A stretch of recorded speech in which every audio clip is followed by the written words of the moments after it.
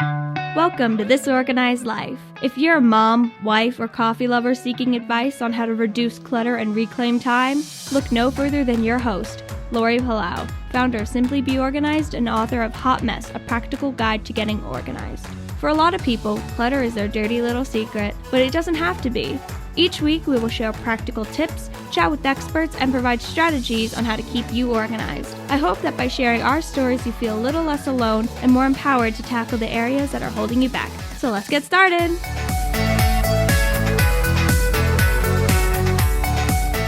welcome to today's episode of This Organized Life. I am your host, Lori Palau, and I'm so excited to have you guys here. You are in for a treat today because we've got such a fun guest. I absolutely adore her. So I'm not sure drop times, but we recently recorded an episode for her show. So if it's live by the time that this episode drops, I'll make sure to put the link in the show notes. If not, we'll definitely be promoting it. So just check it out on social. We'll definitely be promoting it.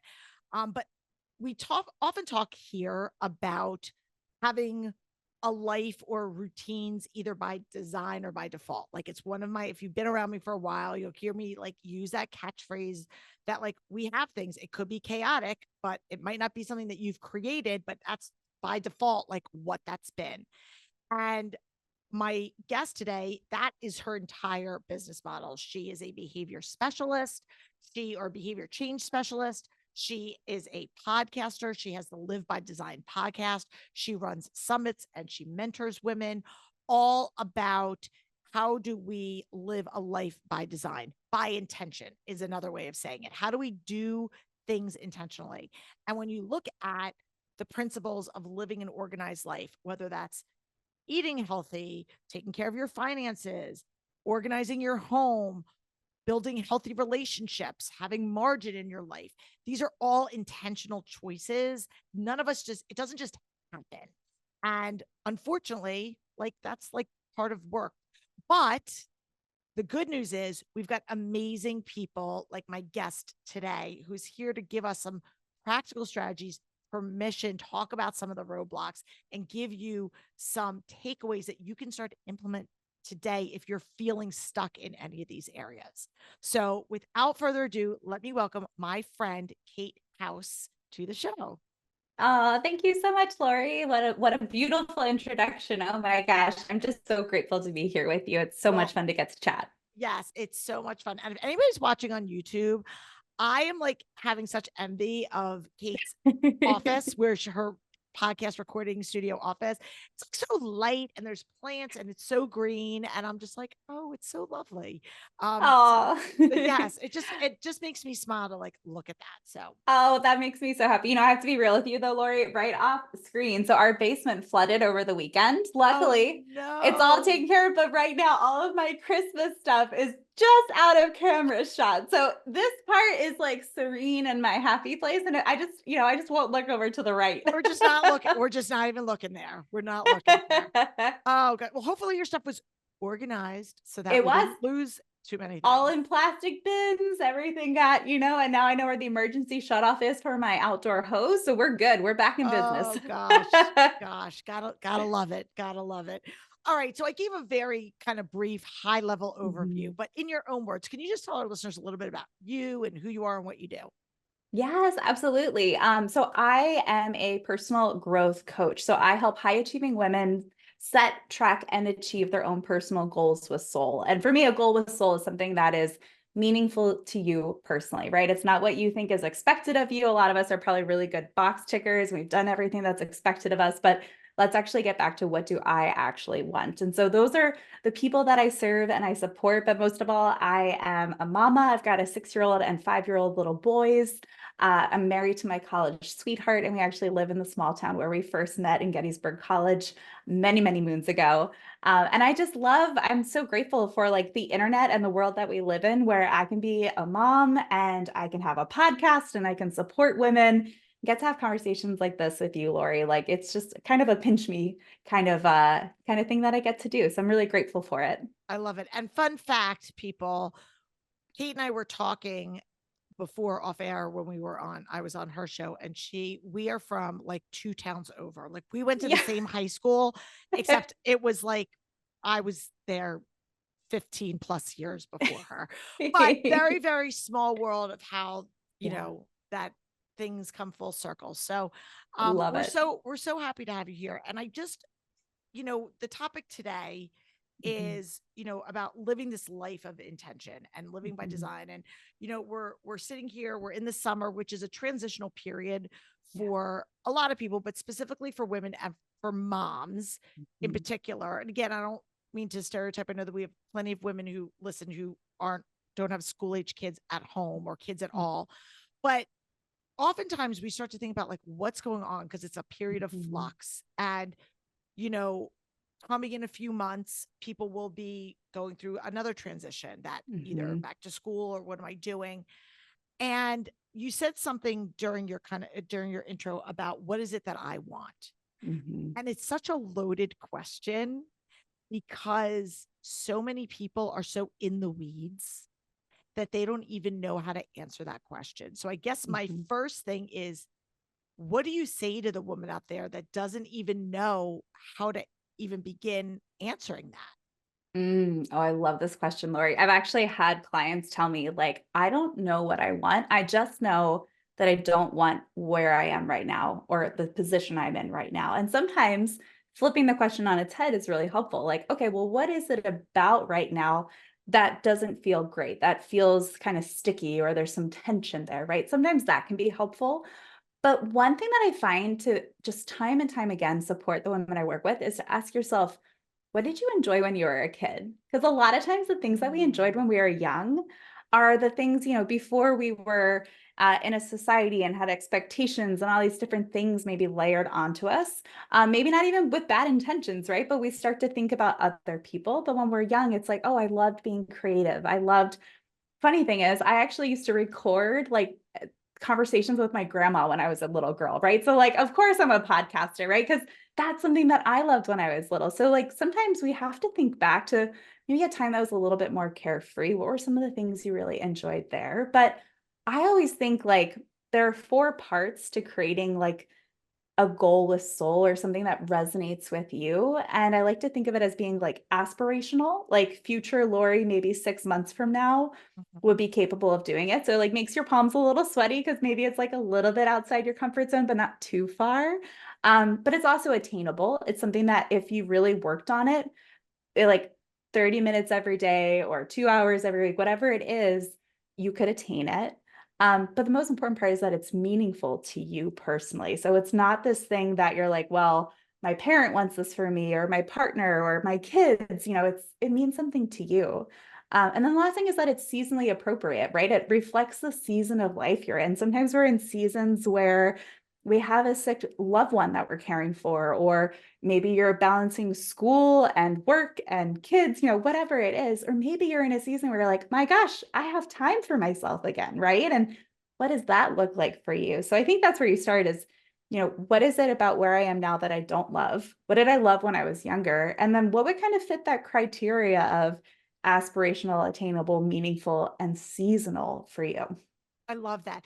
And we talk a lot here when it comes to like the physical disorganization and Mhm. clutter that a lot of times I would see this when I used to be in homes with women all the time. And I'm stereotyping women, but the majority of my clients were women. But I would see this frustration, and so much of their oftentimes so much of the clutter was a byproduct of the season of life they were in. It's like, of Mhm. course, you're gonna have a lot of toys. Like you've got 3 kids under 3. Like Yeah. you've got diapers, you've got toys, you've got like I get it, but we also have to figure out like this is not a forever problem, right? Mhm. There are certain things that you could do. Doesn't mean that you have to just sit there and suffer, but like a lot of times you're so far in it that you can't see the forest through Yeah. the trees, and having Yeah. somebody put that in perspective, helping you put that in perspective and reframe it is really, really helpful.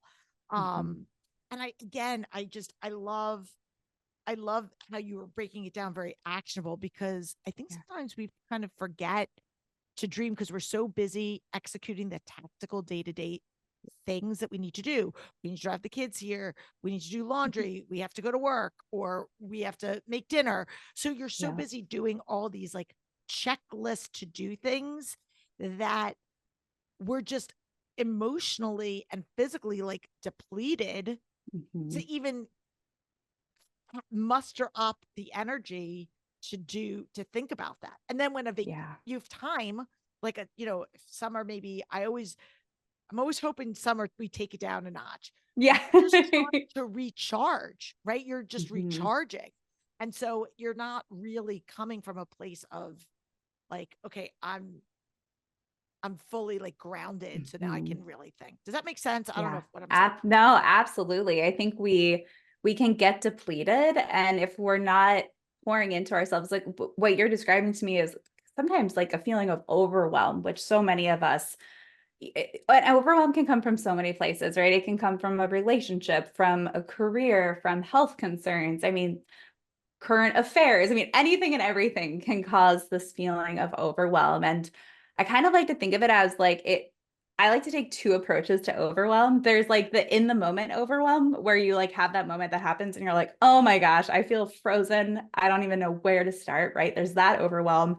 And then there's like a proactive approach to overwhelm. Like, what are some of the things, the systems, which I know you're so good at, what are some of the things I can layer into my life proactively that can hopefully help me from getting to that place of just being totally like crispy, like just fried, right? And I like that approach because it helps us address the overwhelm on the front end.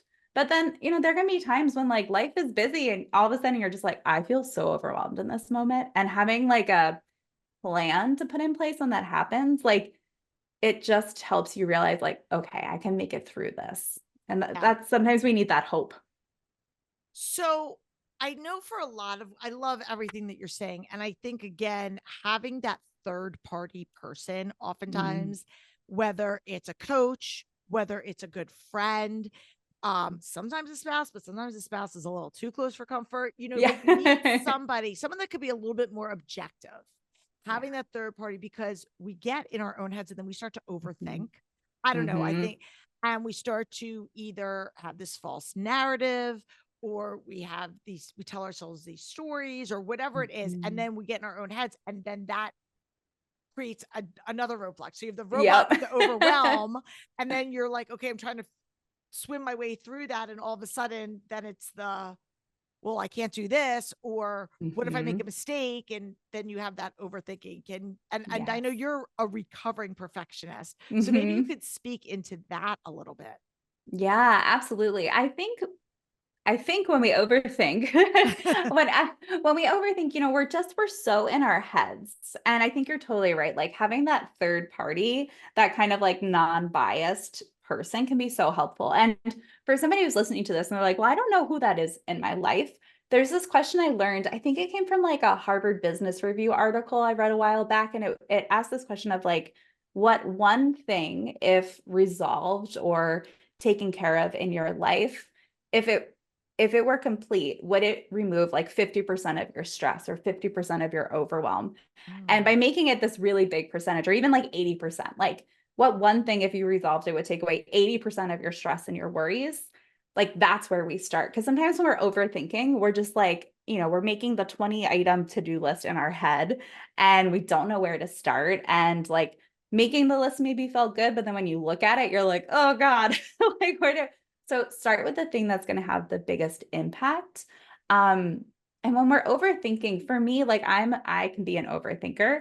But I've become much more intuitive with myself as I've gotten older. And I've started to maybe do two things. One, releasing the weight I give to the opinions of other people. Like I used to care so oh much yeah, about what that's other so people good. thought, Yeah. right? And once I Yeah. stopped caring so much, because here's the truth, at least for me, my truth was that nobody actually cared nearly as much about what I thought they did. Like they're worried about their own stuff. I say it to my one daughter all the time. Nobody cares. Yeah, nobody Nobody's looking cares. at you. It's Everyone's so worried about freeing. themselves. No one's looking at you. No one cares. Exactly. Exactly. So like that is super freeing. That's really helpful with overthinking. The other thing I find to be really helpful is to get back into your body, because when we're overthinking, we're up here in our brain, like we're in between our ears, and sometimes that can be like an overwhelming place to be. So let's get back into our bodies. And for all of us, that could be something different. Like I grew up in a very loud, kind of chaotic household. So as a child, like as like a 12-year-old, I started going for runs in my neighborhood because it was quiet. I could move my body, which I just kind of figured out like, oh, this helps work out the frustration, right? And for me, that's become this escape movement. So I love to go for walks. I'm a trained yoga teacher. I love to do yoga, right? Like I tap back into my body that way. Maybe somebody who's listening is like, you know what? I love to like, I have a friend who loves to vacuum and she's like, it's a workout because that thing is heavy.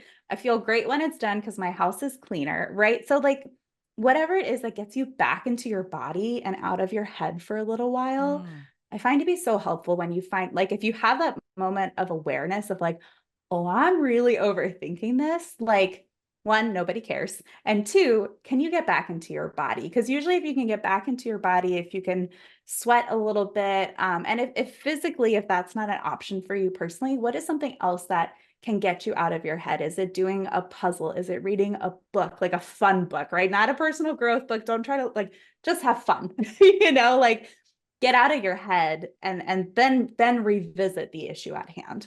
Okay, so I'm going to ask you a question because I have struggled with this, but I struggle with it less now.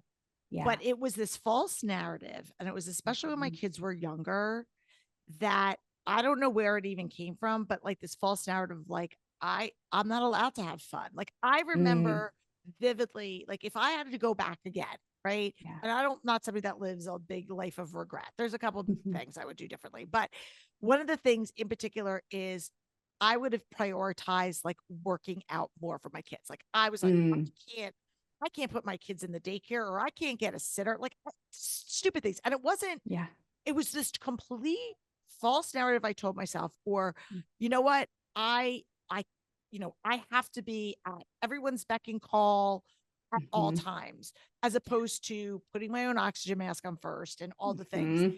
And for why, for what? But I know I'm not alone in that because I see it with so many other people. It's like, I can't go work out, or I can't take time to, journal or whatever it was, whatever the thing is, just take 30 minutes for yourself or 15 minutes for yourself. And like, there's like an anchored in false belief because it's, but that women tell ourselves. So I'm wondering how you like some advice that you have for women to kind of work through that. Oh, I love this question so much, Lori. So I have two answers. The first is to ask yourself, because these narratives that aren't necessarily true, or these self-limiting beliefs, sometimes they show up like that too. There's usually layers to them. So I learned this, I can't even remember, maybe Jenna Kutcher's podcast years ago, but this technique of asking yourself like, but why? And then, so you say like, it's the why, and she goes down again. And again and again. And it's so powerful. It gives me goosebumps like as we talk about it. Cause it's like, okay, well, I can't have fun. Okay, but why? Well, because I have to put my kids' needs before my own. Okay, but why? Because that's what being a good mom means to me. Okay, but why? Like, and you keep drilling it down so you can't go any farther, which can be hard. And a lot of times it's a lot of inner work. I mean, this is a time when you can do inner child work, maybe even talk to a professional. Like if it's really heavy stuff, but just getting down to the root of it. And sometimes it's just like, oh, well, maybe I just think that because that's what was modeled for me, or that's what I see in TV or on, in social media. And maybe that's like, I love the saying good for her, but not for me. And so maybe it's like, okay, like maybe I can just do it differently than what I was taught. Right. So that's the first thing is like, just keep drilling it down. Like, but why, but why, but why? And like, write it down, because sometimes when you see it in writing, it gives you that clarity, right? So that's the first thing. And then the second thing I would say, especially in relation to this specific example of like, well, I can't work out because, the kids. And the one thing I like to ask myself when I feel that resistance in my own life with my kids is, what am I teaching them? So what example am I setting for them? What am I teaching them, right? So if I am not caring for, like, I know that I am a more patient parent and a much more present partner if I sweat every day. And it doesn't have to be like, I could just go walk on the treadmill for 20 minutes and watch like a documentary, right? Like that can, like, it doesn't have to be like, if you love like a big heavy CrossFit workout, do that by all means. But like, we don't need to overcomplicate it. Like, put on your sneakers and go for a walk, right? But what am I teaching my kids? So what am I teaching them by not doing it? And what am I teaching them by doing it? And my hope is that by modeling for my two boys, like, mom takes this time for herself every day. And like, you know what, guys, like, you want to watch a little Minecraft on YouTube because that'll keep you still and safe for 30 minutes while I go for a walk, like on the treadmill in the other room. Like, you know what? I'm okay with that trade-off because they're learning from me, like, to prioritize your own health and that nobody else can do it for you. And that, like, future Kate, 35 more years down the road, is going to be really grateful that current Kate took this time. So, like, what am I teaching them? And that helps me on the days when I'm like, but I feel guilty or I feel shame or I feel whatever. It's like, yeah, but what am I teaching them? And sometimes that helps me get out of the overthinking. I love that. And I'm like sitting here like snap, snap, because it is so true and I talk about this all the time about modeling that behavior. And, Yes. Rachel Cruz talks about more is caught than taught, and your kids are Yes, I love watching that. you, right? And you talk about default and by design, you can sit Mhm. there and lecture your kids. You can sit there and give them all these like practical, like life lessons, which I've been known to do. I'm like, okay, Yep. girls, rally up, life lesson here. But, and you can apply this to anything. You could apply it to your physical clutter and organization, how Mhm. you prioritize it. You apply it to your health, finances, family time, whatever that looks like, right? You could plug it in. However, what Mhm. you're, what we're modeling for our kids, what they're seeing is so powerful. And I Yeah. know a lot of times I talk to people that are, again, maybe a little bit further along, and they're like, oh, I screwed it up. And I always Mm. say, it's like you can always, like, today's a new day, right? Yeah. We can start.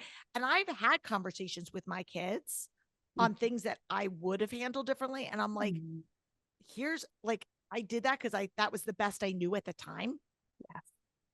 But I'm giving myself permission to say, if I knew now, I would do better or I would do Mhm. differently. And so I Mhm. think for people that are listening that are like, well, here I am, and my kids are kind of grown, and I've dumped everything into them, and now I don't know who I am, or I'm Mhm. feeling overwhelmed in my life, or whatever the situation is. I don't know where to go. What do you like? What would be your advice? Like, if someone's coming Mhm. to you and saying, I don't even know where to begin with my goal planning, or I don't know what's good for my soul. Yes, I love that. So I'm smiling so much, my headband is shimmying back on my head. So I would encourage folks to take what I like to think of as like aligned action. So like, because action creates clarity. So we can sit in our heads all day long and think about, well, what brings me joy? Or what is something I want to spend my time doing? What feels purposeful, or what would be something that I could spend my time doing and feel really proud of myself for, right? We can stay in our heads all day, but we have to couple that with action. And sometimes, like, aligned action means taking the next right step. So Mhm. sometimes I think in terms of goals, especially a while back, we were taught, like, well, think about where you want to be in 10 years and dial it back to 5 and then dial it back to 1. Like, and I don't know where I'm going to be in 10 years. Like, I'm happy if I know where we're going to be at 10 p.m. Right. Right. Like, and so sometimes I think we can think about goals and it just feels, it's like it's so far away. It feels so intangible. So, like, let's just make it a lot easier on ourselves. So what I like to say is, like, how is it that you want to feel? Like, how is it that you want to feel? And just use that as your guiding light. Like, I set an annual intention for myself each year. And sometimes the universe laughs at me and it's like, that's funny. Like, let me put some obstacles in your path to see if you really want this, right? But this year, my word is empowered. Like, I want to feel empowered. I want to feel empowered in my physical body. Like, I want to feel strong and healthy again after a season of sickness. Like, I want to feel empowered in my motherhood. I want to feel empowered in my career, right? So set that intention for yourself and then allow that intention. It kind of works as like the sieve through which you filter all of your decisions. So, what is an aligned action I can take that makes me feel empowered? Is it watching the next 4 episodes of Bridgerton, which are going to be amazing? But, like, eating an entire, like, whatever that favorite comfort food is, or is it watching those 4 episodes while I walk on my treadmill? Because this year I want to feel empowered. And so the action that's alignment for me with that is like, okay, I want to move my body from a place of joy. And I can still watch Bridgerton at the same time, right? So not that either is better or worse. It's just what is in alignment with what the feeling that you desire, and then choose the things that support that feeling. And then that allows us to set quarterly goals and then to drill those goals down into like daily or weekly habits and routines. So that's where I would start. It's like, how do you want to feel? And you can ask yourself that at any age. And it doesn't have to be January 1st. It could be a Thursday. Like, Yeah. it doesn't matter. You start any day. I mean, we're in July, people. Like, Yeah. it's here we are. Like, it's again, I think it's also, I love everything that you said. And I think it's okay to dream. Like, not, Yeah. again, going back to, not that anyone needs my permission, but I think sometimes like it's okay to like think about something. There was this false narrative, and maybe I'm dating myself, but I feel like there's this thing like, if I had a dream or a goal, whether it was professional about starting a business or personal about maybe wanting to, run a marathon or learn how to do some sort of skill or craft or whatever, like that was selfish. And I wasn't, and again, that goes back to that fake news I told myself. And I think just knowing that, like, no, that's not, and that you can have that freedom to think about it. And I also love the fact that you have to look at what season you're in. When I was building my business, and I told the story before, there were so many things I wanted to do. Like, I had all these grand master plans for the way I wanted this business to grow. But my kids were young, very young at the time. My husband traveled a ton, and I was the primary caregiver. And I prioritized being like a super present mom that was involved in all the things. Doesn't make me a better mom, doesn't make me a worse mom. That was my choice. I wanted to be the booster mom, and I wanted to be there for car pickup and all those things. So what I chose is to grow my business at a very slow rate so that it was in alignment with the other things that were important to me at that time. And then as my kids grew and became more independent, and I was kind of less in the day-to-day mix, I was able to slowly expand and go towards where I want to be. But I can't, every time I start to be like, oh, I could have been here, I could have been there, if I would have done that, would have, could have, I'm like, no, but I chose that. I chose these decisions intentionally, and I don't have regrets. So I have to just make peace with, these are the choices that I made, and I'm here for a reason. And so I tell people that, especially when they're coming and maybe they're thinking about starting a professional organizing business, and they're like, oh, I've been a stay-at-home mom. I'm so late to the game. I'm like, no, there's always opportunity for people. And whether that's organizing your home or starting a career or setting a goal, it's never too late. I love that. And if I were to add on to that, I would say that there's always something in your past that you can pull forward into your present. So there's going to be things that you're like, no, I'm going to leave that there. But maybe in being booster mom, you got really great at Excel spreadsheets, right? And maybe when you were doing, the car pickups and all that, you got really great at logistics, right? And so we can look back and say like, okay, I might not be doing that specific thing anymore, but there are skills that I learned. There's confidence I acquired, right? There's things in the past that I'm not going to be regretful about. I'm just going to say, what can I pull forward and use that as one of like my skills going forward? Like, I like to use this like a lot. So I graduated from college, like Phi Beta Kappa, like total, A+ student, right? Like classic oldest child, right? I got the first job out of all my friends out of school. I was doing all the things I was supposed to do. And then I got to 25 and like right on time had a quarter life crisis. I was like looking around at my life, like, I don't love this, and I don't want to still be here when I'm 50 or 60. Like, so I like radically changed my path. And I hope that people don't have to do that. I hope we can make small shifts, but I was just not where I wanted to be. And so I like went and became a yoga teacher. And that voice in my head was like, girl, what are you doing? You just graduated from a 4-year college. Like, now you're going to be a yoga, like you could have done that at 18, right? And then from yoga teaching, I wanted to be a health coach. So I layered that in. And then I had my kids and was like, well, I can't be in the studio all day. So I was like, oh, I'll start a podcast, right? And then the podcast led to the summits and working on my first book and all these things. But I don't look back at my time as a yoga teacher and think like, oh, that was wasted. I'm like, no, I learned how to talk in front of people and not stumble over my words the whole time. Right. And and so you look back in these different seasons and it's like, what can I pull forward with me? Like, what did I learn when I was a yoga teacher, or when I was a baby podcaster, like nervous, sweating through her t-shirt every time she recorded, right? Like we get to pull these things forward with us. So I just echo what you say of like, that time wasn't wasted. Like choose what you pull forward and celebrate that.